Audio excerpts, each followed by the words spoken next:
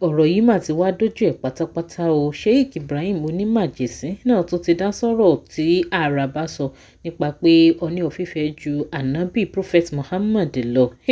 Eléyìí tó ti dọ́pọ̀ ọ̀rọ̀ rẹpẹtẹ kalẹ̀ láàrin àwọn àáfàá bí wọ́n ṣe ń gbà bí ẹni gbàgbọ́ títí kálukú tí wọ́n sì ń sọ oko ọ̀rọ̀ burúkú ránṣẹ́ sí Àràbà ìyún àrólé irúnmọlẹ̀. Nínú fọ́nrán yìí Sheikh Ibrahim Onímàjèsín àwọn tẹ̀ ní ẹni tí ò bá ti mọ ànábì kó lè mọ̀yì ànábì ni bíi ti Àràbà yìí. Ó lágbára. You are welcome to Crossblog TV. Remember to subscribe, like, share and follow us. Ẹ jẹ́ ká jìjọ wo fọ́nrán ìkàgbọ́n nǹkan tó ń sọ kéde máa fi ròyìn nípa ìsí comment.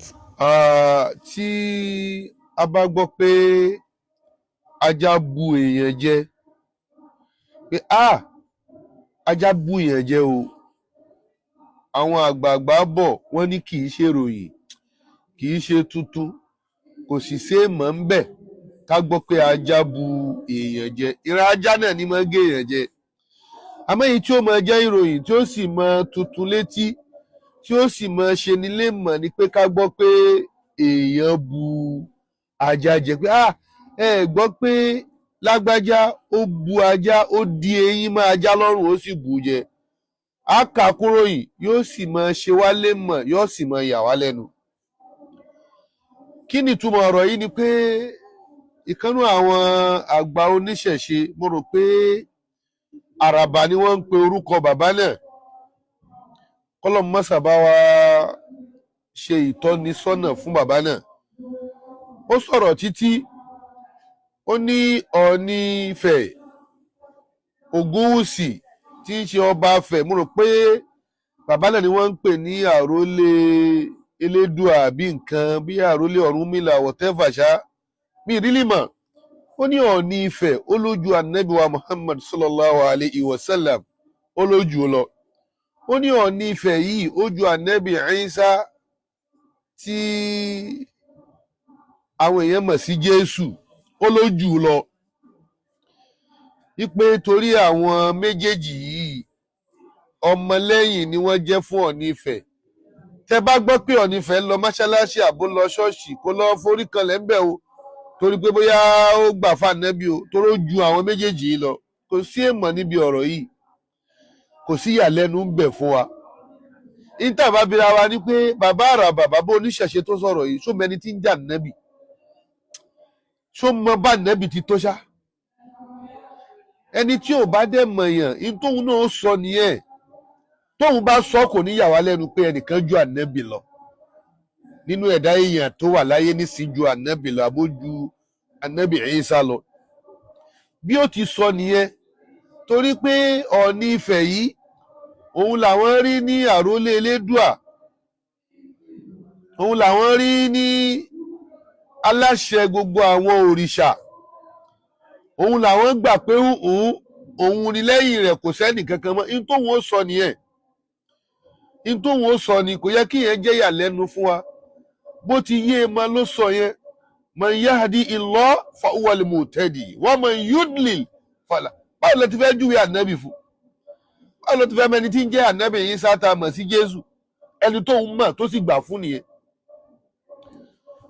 Al-Qur'an náà dẹ̀ sọ fún wa ní Suratul An'am nígbà tí ń bá ọ̀rọ̀ bọ̀ wá pé la tasubbu alladhina yad'una min dunillahi. Àwọn tó yẹ sí pé wọ́n ń sin nǹkan mí lẹ́yìn Ọlọ́run tẹ̀ wọ́n wọ̀nyẹn tí wọ́n ń bọ òòṣà, tí wọ́n ń sin òòṣà, ẹ má bú wọn, ẹ má sọ̀rọ̀ òdì sí wọn.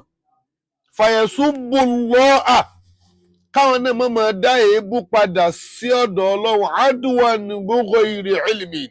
Ẹ̀rí ibi tí mo fẹ́ káwọn ọdún láì ní ẹ pé bighayri ilmin, àwọn ò mọ pàtàkì Ọlọ́run yìí, wọ́n mọ pàtàkì Allah. Adwan bighayri ilmin, bighayri ilmin, ṣé wọ́n ní mọ̀ ń pa tí ń jà Ànábì, ṣé wọ́n mọ rìsálà Ànábì? Kò dẹ̀ sẹ́ni tó lè mọ bá Ànábì ti tó àfi àwọn àlèhùmọ̀ Ànábì o, ìyẹn ni àwọn ìjọ tí wọ́n tẹ̀lé Ànábì. Tí irú bàbá yẹn bá wá ń sọ pé nìkan ju Ànábì lọ, àgàmọ̀ wò àkànfi rẹ́rìn ni. Èyí ṣe ń táwọn wá sọ pé gíní kan kò dá Ànábì mọ̀, kò sì lè dá a mọ̀. Ṣé mọ̀ yí pé àfa ní iza humila nudoru ala niyakin, tá a bá mú gold àwa gbé sí ọrùn rànkúmí, agbé góòdù kọ́ ràkúnmí lọ́rùn fa ayyul fakhari yuhsabu lin niyah. Ẹ dákun fáàrí wo lẹ rò pé ràkúnmí yẹn ó máa ṣe pé góòdù wà lọ́rùn? Kò mọ yìí, kò mọ tí ń jẹ́ góòdù. Ẹ̀yin lẹ dá góòdù mọ̀, ẹ̀yin lẹ mọ̀ pé ọ̀ṣọ́ ni góòdù. Ràkúnmí ò mọ tí ń jẹ́ góòdù. Tó bá débi tí ó ti pora mọ́lẹ̀, àtòun àti góòdù wọn ò jọ pora wọn mọ́lẹ̀ náà nítorí kò mọ iyì rẹ̀. La fi ní pé tí ajá tó bá bú yàn jẹ kò ṣeé mọ̀ ń bẹ̀. Àmọ́ téèyàn bá bu ajá jẹ ni pé tó bá já sí pé ẹni tó jẹ́ mùsùlùmí tó jẹ́ àáfà ló wá gbé ipò èèyàn kan ju tànẹ́bì lọ, àbó gbé ipò èèyàn kan ju ti àwọn sàhábà lọ, ìyẹn làwọn sọ pé èèmọ̀ lélẹ́yìí o, ìyálà ìyá èèmọ̀ ni. Ẹnìkan ò gbọ́dọ̀ réètì sàhábà kan ju ànẹ́bì lọ, bí sàhábà kan ń bẹ iṣẹ́ rẹ̀ ju tànẹ́bì lọ. Ẹnìkan ò sì gbọ́dọ̀ réètì iṣẹ́ àwọn ẹ̀dá kan tí wọ́n tó sàhábà tí wọ́n bá ànẹ́bì láyé kó wá réètì ẹ̀ ju àwọn sàhábà, àwọn òjíṣẹ́ lọ, àwọn sàhábé lọ. Ìyíhùn la sọ pé èèyàn bu ajá jẹ nìyẹn o. Kálàfà kan ló bá sọ̀rọ̀ tí bàbá àràbà sọ yìí, kọ́lọ́n kó bá fi ọ̀nà mọ́ bàbá àràbà kó má sọ àwa náà nù. Kálàfà kan ló bá ní pé ẹnìkan ju ànábì lọ, ẹnìkan ju ànábì Ìsá lọ, a sọ pé èèyàn bu ajá jẹ nù. Àmọ́ tí bàbá àràbà yìí bá sọ ohun tó sọ yìí bí ìgbà tí ajá bá bú èèyàn jẹ ni àfà, kò sí mọ̀ ń bẹ̀, kò sí ìyàlẹ́nu ń bẹ̀. Wa kazalika zayyana likulli ummatin amalahum. Wọ́n ti ṣàyánà ojú ọ̀nà tí wọ́n wà yẹn, wọ́n ti ṣe lọ́ṣọ̀ọ́ fún wọn. Wọn ò ní rí ojú ọ̀nà míì pé ó tún dáa jù èyí táwọn wà lọ.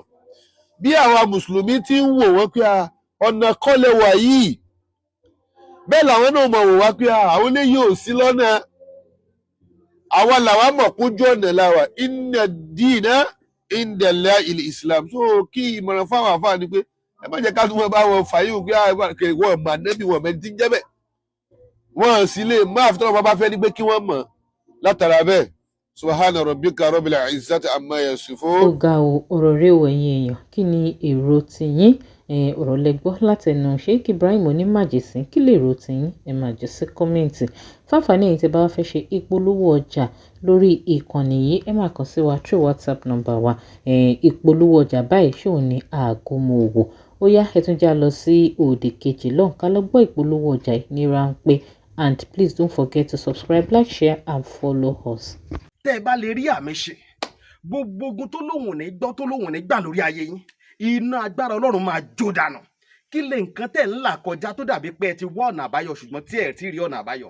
Ẹ ti pàdé wòlíì yín ló fà, ṣùgbọ́n arán mi sí ọ lónìí dádì, arán mi sí ọ lónìí mọ́mì. Olúwa lòun fẹ́ ṣe nǹkan ńlá nínú ayé yín. Olúwa sọ wípé gbogbo tẹ́ ń là kọjá yín òun fẹ́ fi òpin sí.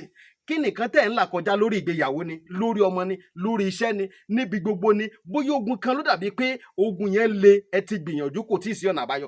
Ẹ jẹ́ àjọ gbàdúrà, ẹ jẹ́ àjọ wá ojú Olúwa, kí làṣírí ogun yẹn gangan, ẹ jẹ́ àjọ wádìí lọ́wọ́ Ọlọ́run, ká dẹ̀ mọ ọ̀nà àbáyọ. Ẹ̀rọ ìbánisọ̀rọ̀ tẹ́ fi pè mí fún àdúrà àti ọ̀nà àbáyọ, òun náà ni +234 70 25 47 5427 +234 70 25 47 5427. Bẹ́ẹ̀ ṣe ń pè mí fún àdúrà lórúkọ Jésù ẹ máa rí ìyanu.